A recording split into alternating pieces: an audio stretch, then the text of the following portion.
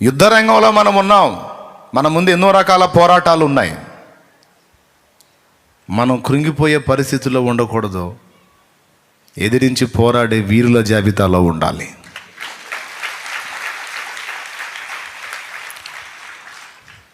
ఒక రైలు ఇంజన్ టైపులో మనం ఉండాలి. ఒక రైలు ఇంజన్ టైపులో మనం ఉండాలి. రైలు ఇంజన్ వెనక బోగిలు ఉంటుంది, పెద్ద రైలు ఉంటుంది కదా, దాని టైపులో మనం ఉండాలి. రైలు ఇంజన్ ఎప్పుడైనా దాన్ని ట్రాక్ మీద గేదె అడ్డు వచ్చిందని ఎప్పుడన్నా దిగులేసుకొని ఆగిద్దా? పోయే రైలు ఇంజన్ టక్కుమని ఆగి, గేదె అడ్డు వచ్చింది, నాకెందుకు గేదె అడ్డు వస్తుంది, ఎక్కువ శాతం గేదెలు అడ్డు వస్తున్నాయి ఈ మధ్యకాలంలో, ఇట్లయితే నా ప్రయాణం ఎట్లా సాగిద్ది, కష్టమే అని ఎప్పుడన్నా రైలు ఇంజన్ కృంగిపోయిందా? రైలు ట్రాక్ మీద పాములు తిరుగుతుంటాయి, ఏందో అన్నీ నాకే ఎదురు వస్తున్నాయి, ఇప్పుడు పాములు కూడా తిరుగుతున్నాయి, నాకు అడ్డం వస్తున్నాయి, ఏం చేయాలో ఏమో నాకేం అర్థం కావట్లా, అన్నీ నాకే ఎదురు వస్తున్నాయి అని ఎప్పుడన్నా రైలు ఇంజన్ ఆగిందా?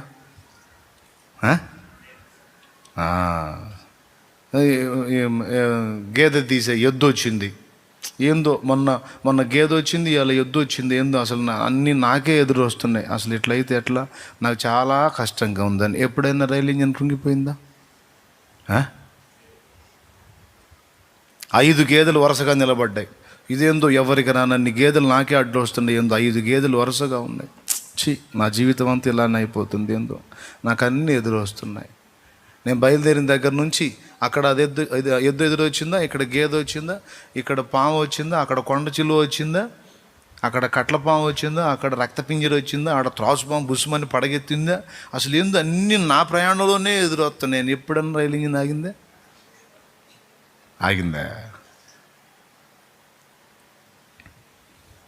ఆగదు. మర్యాదగా అవి పక్కకు పోతే సరి, మర్యాదగా అవి పక్కకు పోతే సరి, లేకపోతే కొడితే పీసే.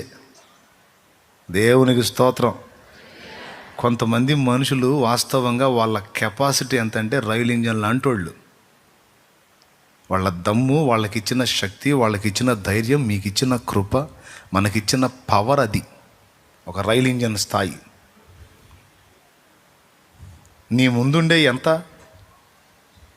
నీ ముందు నిన్ను అడ్డగించే ఏ పాటివి, ఎందుకు నీకు అంత కెపాసిటీ అంటే నువ్వు కలిగి ఉన్నవాడు లోకంలో ఉన్నవానికంటే బలవంతుడు. నువ్వు ఎవరిని కలిగి ఉన్నావో, నీలో ఎవడు నివసిస్తున్నాడో, ఎవరు నిన్ను నడిపిస్తున్నారో, ఎవరు నీ చేయి పట్టుకొని ఉన్నాడో,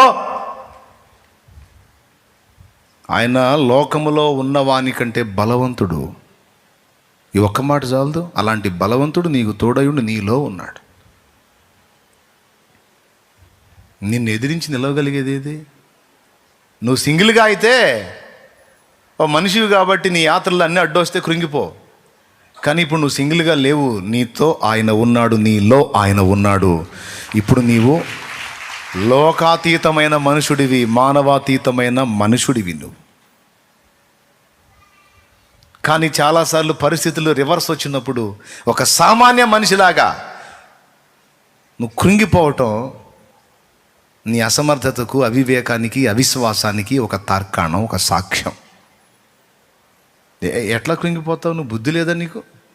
ఎలాంటి పనులు చేయించాడు నీ ద్వారా దేవుడు, ఎలాంటి విజయాలు ఇచ్చాడు, ఎలా ముందుకు నడిపించాడు, ఎంత కృప నీకు ఇచ్చాడు దేవుడు, ఎంత సామర్థ్యం ఇచ్చాడు, ఎంత శక్తిని ఇచ్చాడు. ఒక్కసారి ఊహించుకో, గతం వెనక్కి తిరిగి చూసుకో. ఊహకు మించిన బలమైన కార్యాలు ఎన్నో నీ జీవితంలో చేసి, నీ ద్వారా చేసి నేను నిలబెట్టుకున్నాడు ఆయన. అవసరమైతే ఒక పర్వతం నీకు అడ్డున్నా సరే, ఓ గొప్ప పర్వతమా, జెరుబ్బాబెలు అడ్డగించుటకు ఏ పాటి దానవు అని దాన్ని కూకటి వేళ్లతో సహా పెకలించి అవతల పడవేయగల బలవంతుడైన దేవుడు నీకు తోడై ఉన్నవాడు. అరే, ఒక మాట వస్తే తట్టుకోలేవు, ఒక నింద వస్తే తట్టుకోలేవు, ఏదన్నా ఒక అవమానకరమైన మాట వస్తే తట్టుకోలేవు, ఒక ఇబ్బంది వస్తే తట్టుకోలేవు. చిన్నదానికి పెద్దదానికి రైలు ఇంజన్ అయి ఉండి, ఎంత సిగ్గుచేటు అంటే అంత పెద్ద ఇంజన్ అయి ఉండి సిగ్గుశరం లేకుండా ఊరికి నాకు గేదె అడ్డం వచ్చింది, నాకేందో కొండ చిలువలు వస్తున్నాయి ఈ మధ్య. కొండ చిలువలు ముక్కలు అయిపోతాయి. ఇంజన్ తగిలితే గేదె ఎన్ని పీసులు అయింది? ఏదాగిద్ది? ఏందో ఈ మధ్య నాకు అన్నీ అడ్డు వస్తున్నాయి. బైక్ కూడా వాడు ఏందో తీసుకొచ్చి ట్రాక్ మీద నాకు అడ్డంగా పెట్టి వెళ్ళిపోయాడు. వాడు ఇంత బైక్ నేనేం చేయాలనుకుంటుందా? వాడు హడావుడిగా వచ్చాడు ట్రాక్ మీదకి, రైలు చూశాడు, బైక్ ఆడ పడేసి జంపు. ఈ తర్వాత వాడు వచ్చి ఏం చేయాలి?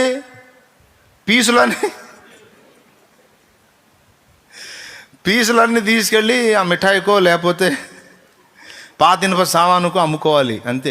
ఇంకేం చేస్తాడు? మరి మిగులుతుందా? మరి రైలు ఇంజన్ కృంగిపోతే ఎట్లాయా? ఢీ కొట్టాలా?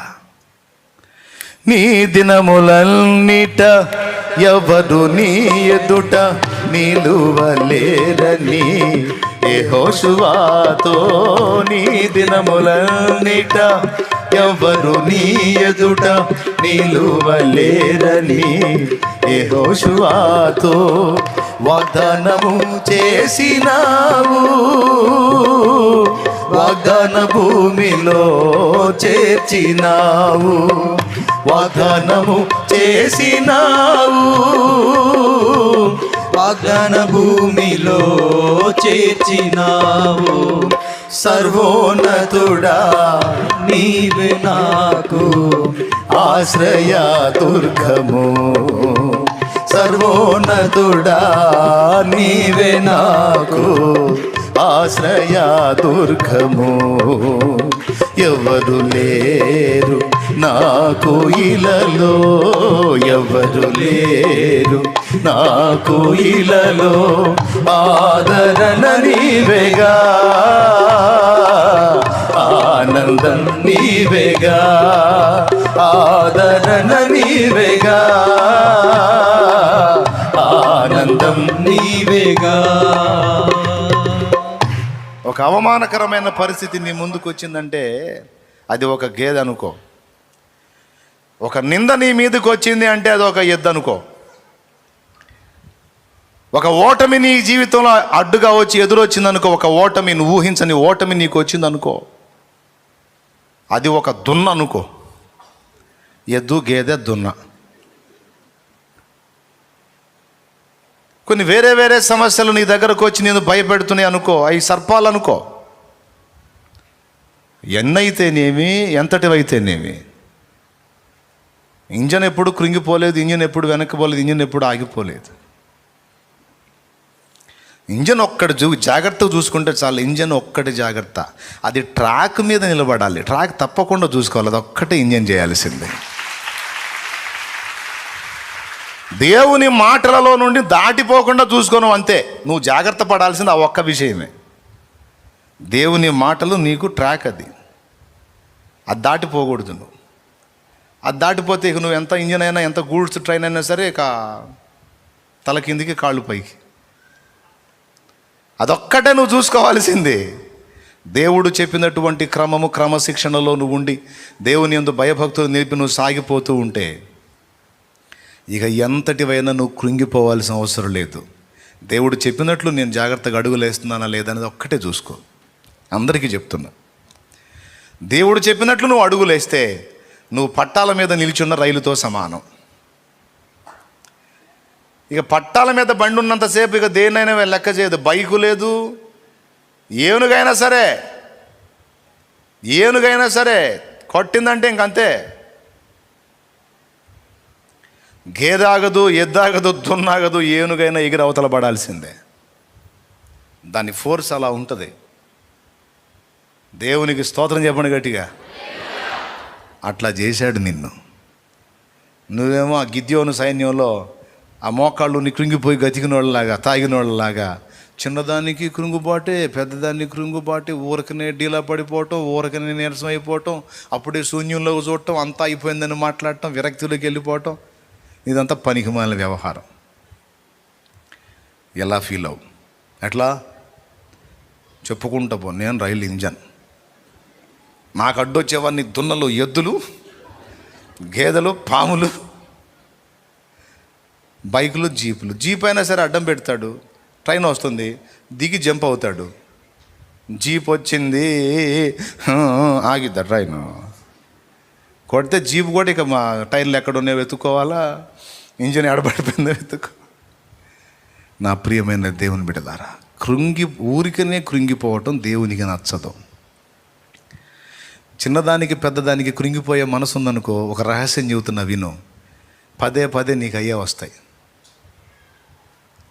అదేందన్నా, ఊరికనే కృంగిపోయే మనసు ఉంటాయి, రాకుండా చేయాలి కదా దేవుడు అంటే ఖచ్చితంగా అయ్యే చేస్తాడు. అవి వచ్చేటట్టు అనుమతిస్తాడు. ఎందుకో తెలుసా? నువ్వు రాటు తేలాలి, అది దేవుని కోరిక. నువ్వు మరీ సున్నితంగా ఉన్నావు అనుకో, ఊరుకోడు, పనికిరావు నువ్వు.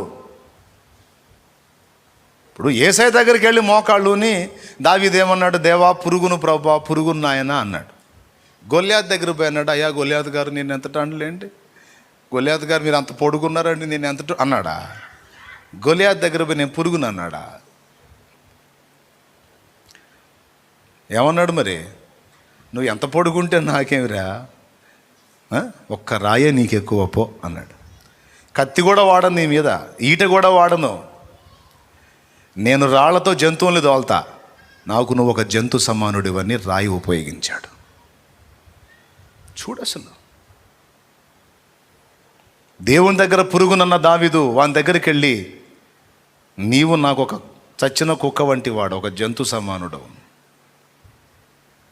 సమస్యని ఏ దృష్టితో చూశారో భక్తులు చూడండి, ఎలా ఎదిరించి నిలబడ్డారో చూడండి, ఎలా ఢీ కొట్టి జయం పొందారో చూడండి.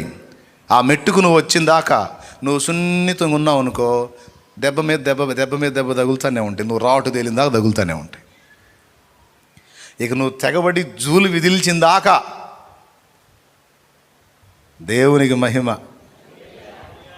సింహం పిల్ల ఉంది, అది సింహం పిల్ల వాస్తవంగా, కానీ దాని పసితనంలో కుక్కలు కూడా జరుగుతుంటాయి. దాన్ని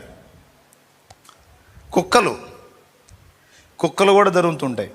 కుక్క భౌభవని ఎగబడగానే ఇది పరిగెత్తుకుంటా తల్లి దగ్గరకు పోయి, మమ్మీ నన్ను చూడు మమ్మీ, ఎంత తరుగుతుందో చూడు మమ్మీ నా మీద భౌభవని అరుచుకుంటా వచ్చింది మమ్మీ అనిపోయి. తల్లి ఏం పట్టించుకోదు, తల్లికి తెలుసు కదా అసలు విషయం. అవసరమైతే తల్లి ఏం చేస్తుందో తెలుసా? అవి ఉన్న దగ్గరికి తీసుకెళ్ళి వదిలిపెట్టింది మళ్ళీ. అట్లాగా తరమబడి చిన్నగా పెరిగి పెద్దదై చివరికి ఏమంటుంది తెలుసా?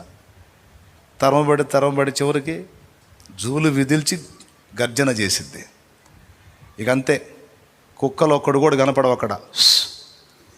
దేవునికి స్తోత్రం, హల్లెలూయా. పంజా కొట్టి రాయ్ అని అరిచింది అనుకో, ఇక కుక్కలు కాదు, ఏనుగు కూడా ఎగిరిపడింది, ఎక్కడో ఉందిరా ఈ దగ్గరలో అని. సింహం,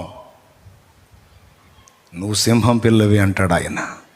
యోధా గోత్రపు సింహాన్ని నేను, నా బిడ్డవి నువ్వు, నా బిడ్డవి నువ్వు. పాడదాం మనం, యోధా. మరి ఆయన సింహం అన్నావు, ఆయన బిడ్డనని చెబుతావు, మరి నువ్వెవరివి? నువ్వు పిల్లివే? పిల్లి సైతం ఒక్కో సందర్భంలో రివర్స్ అయితే మరి ఎవరు నువ్వు? అరే, ఊరికనే కృంగిపోయే వాళ్ళకి చెప్తున్నాడు దేవుడు ఈ మాట. ఎన్ని సమస్యలు, ఎన్ని అవమానాలు, ఎన్ని నిందలు, ఎన్ని తిరస్కారాలు యోసేపుకి వచ్చినాయి. ఏం చేశా? యోసేపుకి వచ్చినాయి, అంతే ఉన్నాయా? యోసేపు తల ఎత్తలేదా? నేను యోసేపును గనపరచలేదా? సింహాసనం ఎక్కించలేదా? నేను చేయనా నీకు? అనని మాట్లాంటారు. అరే అనని అను, పడు, విమర్శలు వస్తాయి పడు, నిందలు వస్తున్నాయి పడు, ఓడిపోయాను పడు, అవును ఓటమి కూడా సహించు. నీ ఓటమిని గెలుపుగా మార్చమని నేను ఉన్నానుగా.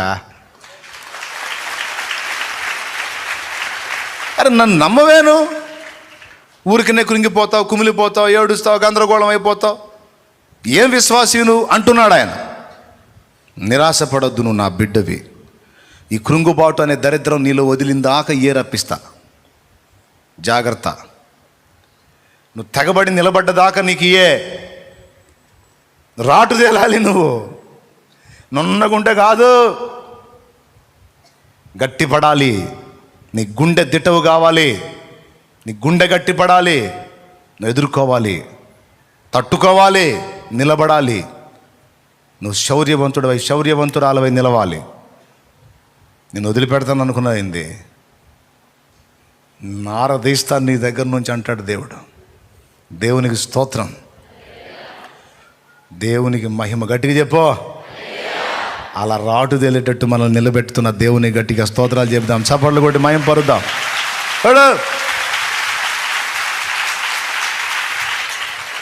పిరిగి పందలాగా, కృంగిపోయే వ్యక్తిలాగా, బలహీన పడే వ్యక్తిలాగా, ఊరికి చిన్నదానికి పెద్దానికి నీరసపడిపోయి వాళ్ళు అట్టన్నారు వీళ్ళు ఇట్టన్నారు.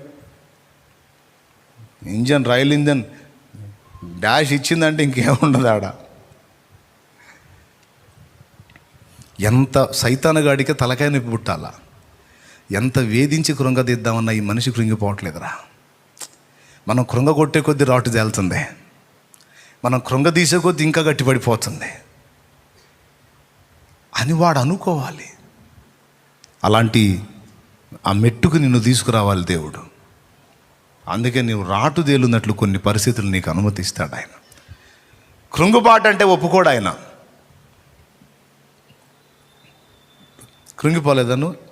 ఇప్పటికి కూడా కృంగుబాటులో లేవా? నిజం చెప్పు, ఒప్పుకుందాం. నిజంగానే నేను కృంగిపోయాను, దేవుడు నిన్ను లేవనెత్తుతున్నాడు. శృతి ఉన్న పాటలకు విలువలు ఉన్నట్లే కృతజ్ఞతనిచ్చావు, కృపలో నిలిపావు. శృతి ఉన్న పాటలకు విలువలు ఉన్నట్లే కృతజ్ఞతనిచ్చావు, కృపలో నిలిపావు. కృంగిన వేళలో నన్ను లేవనెత్తిన చిరునామా నీవేగా. కృంగిన వేళలో నన్ను లేవనెత్తిన చిరునామా నీవేగా. నీ కృప నిత్యముండును, నీ కృప నిత్య జీవము, నీ కృప వివరింప నా తరమా యేసయ్యా. నీ కృప నిత్యముండును, నీ కృప నిత్య జీవము, నీ కృప వివరింప నా తరమా యేసయ్యా. నీతిమంతుల గుడారాలలో వినబడుచున్నది రక్షణ సంగీత సునాదము. నీతిమంతుల గుడారాలలో వినబడుచున్నది రక్షణ సంగీత సునాదము. నీ కృప నిత్యముండును, నీ కృప నిత్య జీవము, నీ కృప వివరింప నా తరమా యేసయ్యా. హల్లెలూయా. తన బిడ్డ కృంగిపోయే స్థితిలో ఉండాలనుకుంటాడా? కృంగిన వారిని లేవనెత్తే వాళ్ళుగా ఉండాలనుకుంటాడా? చెప్పండి. మరి రోగం వస్తే కృంగిపోవటమే, రిపోర్ట్ వచ్చిందాక కృంగిపోవటమే, అనుమానంతో కృంగిపోవటమే. నాకు అదంట, నాకు అదంట, నాకు ఇదంట, నాకు ఇదంట. ఎవరికి లేకుండా ఉంది? ఎవరికి ఉండే వాళ్ళకు ఉన్నాయి. ఖాళీగా ఎవరు ఉన్నారు? నాకు అది లేదు, నీకు ఇది లేదు. ఎవడు ఖాళీగా లేడు, ఎడు ఉట్టిగట్టి ఉండేవాడు ఎవడు లేడు. నాకు అదంట, నాకు ఇదంట. ఏదంట? కొద్ది ధైర్యం తెచ్చుకొని విశ్వాసంతో నిలబడితే అది మొత్తం మారిపోయిద్ది. మార్చేస్తాడు. ఒకవేళ అది నీకు అవసరమై ఇచ్చినా, అది నీకున్నా, నీకేం కాకుండా కాపాడుకుంటాడు. ఇంకేంది నీకు? అవసరమైతే ఇన్ని బలహీనతలు ఉంచి నిన్ను వాడుకుంటూ మొదలుపెట్టి అనేకులకు సాక్షిగా నిలబెడతాడు. ఆరోగ్యవంతులకు సిగ్గు కలిగించడానికి నిన్ను చూపించి వాడుకొని నిన్ను బట్టి మయం తెచ్చుకుంటాడు. ఆరోగ్యవంతులకు సిగ్గు తెస్తాడు. నా బిడ్డ బలహీనరాలు, దుఃఖలాగున్నావు, చూడు మరి నువ్వెంత చేయాలా? ఒక బలహీనుడు అంత చేస్తే, బలహీనరాలు అంత చేస్తే నువ్వెంత చేయాలా? సిగ్గు తెచ్చుకోమని పాఠం నేర్పడానికి నిన్ను వాడుకుంటాడు. దేన్ని బట్టి నువ్వు కృంగిపోతున్నావో ఈవేళ దేవుడు నీతో స్ట్రైట్గా మాట్లాడుతున్నాడు. కృంగిన వారిని ప్రక్కకు పెట్టాల్సి వస్తుంది. కృంగిన వారు కాదు, కృంగిన స్థితిలో నుంచి లేవనెత్తే బిడ్డలుగా నా బిడ్డలు ఉండాలి. ఈరోజు మారు మనసు పొందుదాం. చిన్నదాని పెద్దానికి కృంగిపోతే సైన్యంలో నుండి తొలగించబడతాం. సైన్యంలో ఉందామా, తొలగించబడదామా? సైన్యంలో ఉందాం. సరే, అయిపోయింది. గిద్యోన్ దగ్గర చివరికి 300 మంది తేలారు. కృంగని వారు, కృంగినోళ్ళు 9,000 700 తేలారు. అంటే మెజారిటీ వాళ్ళే ఉన్నారు కృంగినోళ్ళు. ఈ కృంగిన వాళ్ళని పక్కకు పంపించాడు. భయపడ్డ వాళ్ళని పక్కకు పంపించాడు. భయపడ్డోళ్ళు 20,000, 22,000, కృంగినోళ్ళు 9,700, భయపడక కృంగక నిలిచిన వాళ్ళు 300. ఆ 300తోనే మిద్యానీయుల్ని హతం చేసి జయం తీసుకొచ్చాడు.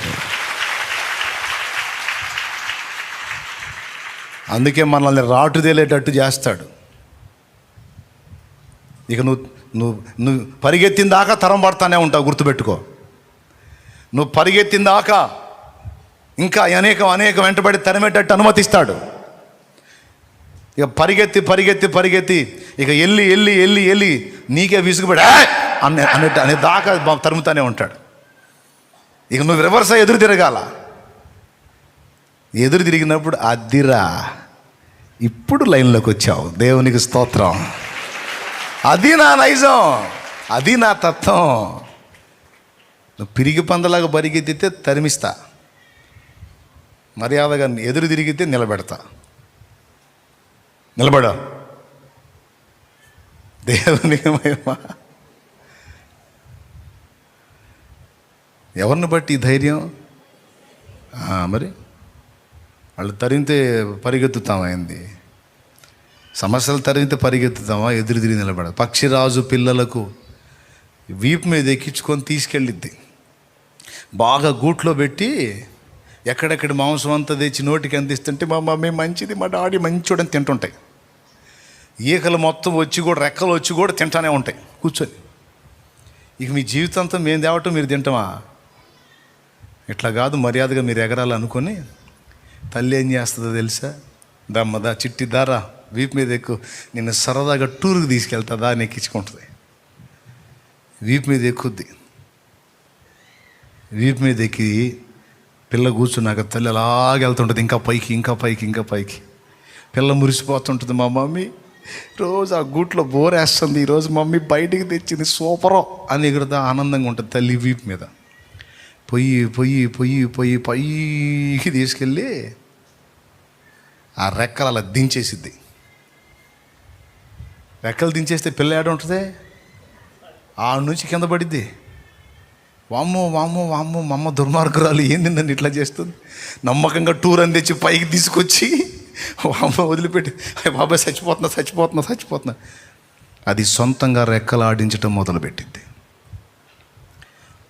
చురుకైంది, రెక్కలు కదిలించి ఆ పై నుంచి కిందికి వచ్చేసరికే మధ్యలోని రెక్కలు ఉపయోగించడం మొదలుపెట్టి బ్యాలెన్స్గా నిలబడటం సాధన చేసింది.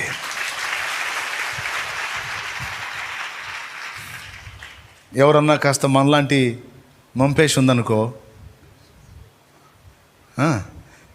దాన్ని ఏం చేస్తా తెలుసా? తీసుకెళ్ళిద్ది, పైకి తీసుకెళ్ళి వదిలిద్ది. దానికి రెక్కలు ఆడించడం అర్థం కాలేదనుకో, రయ్యమని నేలకేసి, ఆ కొండకేసి తగిలి ఇదైపోవటానికి వస్తూ ఉంటుంది. దానికి చేతులు ఆడించడం తెలియదు. అప్పుడు ఏం చేసేదో తెలుసా? గమనిస్తూ ఉంటుంది. పిల్ల రెక్కలు ఆడించట్లేదు, తేడా పడేటట్టు ఉంది అనుకుంటే రయ్యమని అలాగొచ్చేసి ఆ కొండపేటుకి ఈ పిల్లకి మధ్యన ఎంటర్ అయ్యి రెక్కల మీద క్యాచ్ చేసింది పిల్లని. తగలలేదు, వదిలేసినట్టు ఉంటుంది. అయిపోయింది. మనకు కూడా చాలాసార్లు ఇలాంటి అనుభవాలు ఉంటాయి. అయిపోయిందనయా, ఇంకెక్కడ ఉందనయా, ఇంకేముందనయా, వాళ్ళ దెబ్బకు నాకు కూడా ఏదో ఒకటి అయిపోయిందన్నట్టు అయిపోయింది నాకు కూడా. ఇంకెక్కడనయా, ఇంకేముంది, అంతా అయిపోయింది అన్నయ్య. ఇక నేను కూడా నా జీవితం కూడా అంతా అయిపోయింది అన్న శూన్యంలోకి వెళ్తా. వెళ్ళి కాసేపు అయిన తర్వాత తేరుకొని, ఇదేంది వీళ్ళు నన్ను కూడా తీసుకెళ్తున్నారట్టు, చిచి సైతానప్పో. కొంతమంది అలా చేతులు ఆడించడం మానేసి, రెక్కలు ఆడించడం మానేసి వదిలేసి ఇంకా అంతా అయిపోయింది అన్నట్టు వస్తుంటారు. దేవుడు పక్షిరాజులాగా కొండపేటుకు తగిలితే చచ్చిపోయింది పిల్ల, వదిలేశాడు. వస్తుంది కొండపేటుకేసి, గమనిస్తాడు. రెక్కల సాచి ఎగురుతుందా లేకపోతే ఆడించడం చేత కావటం లేదా, ఆడించడం చేత గల్లా వస్తుంది, తగులుతుంది, చచ్చిపోద్ది. అప్పుడు కొండపేటుకి పిల్లకి మధ్య ఎంటర్ అయ్యి పిల్లని క్యాచ్ చేసి మళ్ళా తీసుకెళ్ళిద్ది. అప్పటిదాకా పైనుంచి అమ్మో మా అమ్మ చంపింది బాబాయ్, చచ్చిపోయి బాబాయ్ అనుకుంటా. మా అమ్మ దుర్మార్గాలు, మా మాట చేసింది, మా అమ్మ అన్యాయం చేసింది, నాకు ఎట చేసింది అనుకుంటూ వస్తుంటుంది. మధ్యలో ఎంటర్ అయి తగలకుండా పైకి తీసుకెళ్తామా మా అమ్మ ఏందో అనుకున్నా కానీ మా అమ్మ మంచిదే, పర్వాలేదు మా అమ్మ వెళ్ళలేం కాదు. ఏసై మంచోడే, అన్యాయం చేశాడు అనుకున్నా కానీ అన్నయ్య నీకు చెప్పపాఠం కానీ ఎన్ని చాలా తిట్టుకున్నాను అన్నయ్య దేవుని కూడాను. ఇటు చేశాడు అనుకోలేదని, ఎంత కార్యం చేశాడు అనుకోలేదు. అప్పుడే తిడతారు, మళ్ళీ అప్పుడే పొగుడుతారు. అయితే అంతటితో అయిపోలా, వదిలిపెట్టదు, ఇంకా అంత పైకి తీసుకెళ్ళిద్ది, మళ్ళీ ఇంకా పైకి తీసుకెళ్ళి వదిలిద్ది. అమ్మ దుర్మార్గాలు మళ్ళీ వదిలిపెట్టింది, బాబోయే నా పని అయిపోయింది. ఎలాగ అది దాని రెక్కలు సాచెగిరిందాక దాని పని అంతే. నువ్వు ఈ పరిగెత్తటం మాని ఎదురు తిరిగి దేవుని బట్టి ధైర్యం తెచ్చుకొని ప్రతికూల పరిస్థితులను ఎదిరించి నిలబడటం సాధన చేసిందాక నీకు అయ్యే వస్తాయి. ప్రభువును బట్టి ధైర్యం తెచ్చుకొని ఏమన్నా రాని ఏమన్నా కానీ యేసు రక్తమే జై.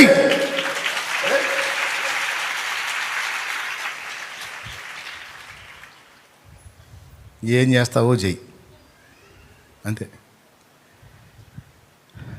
నిన్ను దేవుడు ఒక బలమైన సాధనంగా చేశాడు, కృంగిన వారిని లేవనెత్తే వ్యక్తిగా చేశాడు, ఒక రైలు ఇంజన్ లాగా నిన్ను చేశాడు. ఏదైనా అడ్డొచ్చిందంటే కొట్టి అవతల పడేయటమే, దానికోసం కృంగిపోయి ఆలోచించి గందరగోళం అయ్యేలే, సాగిపోవాలా. అడ్డొచ్చిన ప్రతి దాన్ని చూసుకొని రైలు ఇంజన్ ఆగిపోతే దీని ప్రయాణం సాగినట్టే, అందులో ఎక్కినోడు గమ్యం చేరినట్టే. కొట్టేసుకుంటూ వెళ్ళిపోతూ ఉంటుంది, ఏవేవో వస్తుంటాయి, అన్నిటిని కొట్టేసుకొని. ఎంతమందికి అర్థమైంది ఇప్పుడు మనం ఎట్టుండాలి? అయ్యా దిగులేసుకొని కూర్చొని కృంగిపోవాలా? సాగిపో, దేవుడే నీకు తోడు.